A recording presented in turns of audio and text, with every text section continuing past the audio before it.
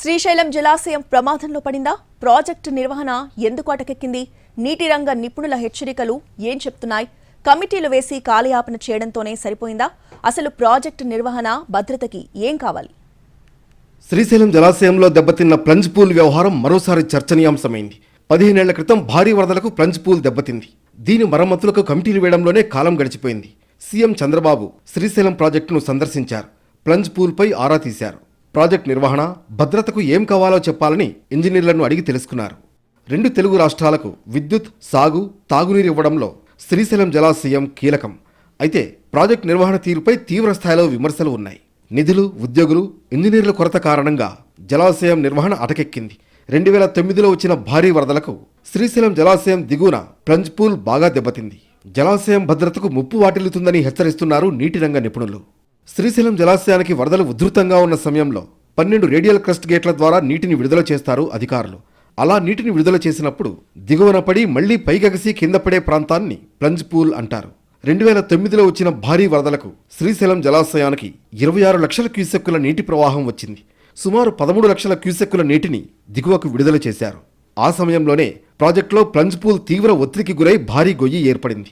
అది క్రమంగా విస్తరిస్తోందని నిపుణులు గుర్తించారు. కాంక్రీట్ పనులు చేసినా కొట్టుకుపోయింది. ఆ గొయ్యి సుమారు 100 మీటర్ల లోతులో ఉందని అధికారుల అంచనా. శ్రీశైలం జలాశయం ప్లంజ్ పూల్లో భారీ గొయ్యి పూడ్చివేతపై మీనమేషాలు లెక్కిస్తున్నారు. 2009 వరదల్లో డ్యాం దెబ్బతిన్న తర్వాత అనేక కమిటీలు అధ్యయనం చేశాయి. ఏపీ ప్రభుత్వం, కేంద్ర జలసంఘం కమిటీ అధ్యయనం చేసింది.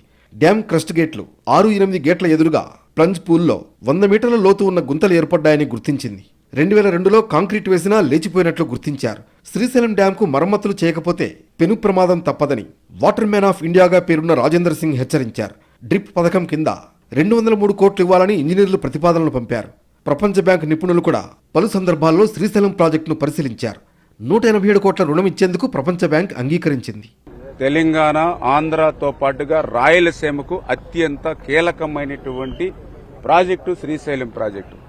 అటువంటి శ్రీశైలం ప్రాజెక్టుకి భద్రత ముప్పు ఏర్పడుతుందని చెప్పి ఏదైతే పాండ్య సిడబ్ల్యూసి ఎక్స్ చైర్మన్ ఎవరైతే ఉన్నారో ఆయన ఒక నివేదిక ఇచ్చినప్పటికీ కూడా గత జగన్మోహన్ రెడ్డి ప్రభుత్వం కనీసం దాని అధ్యయనానికి కనీసం ఒక 15 కోట్లు కేటాయించమని అడిగినా కూడా అవి కూడా కేటాయించలేదని అంటే శ్రీశైలం ప్రాజెక్టును నిర్లక్ష్యం చేయడం అని అంటే అది రాయలసీమను నిర్లక్ష్యం చేయడం అనే విషయాన్ని ఈ సందర్భంగా గుర్తుపెట్టుకోవాల్సినటువంటి అవసరం ఉంది.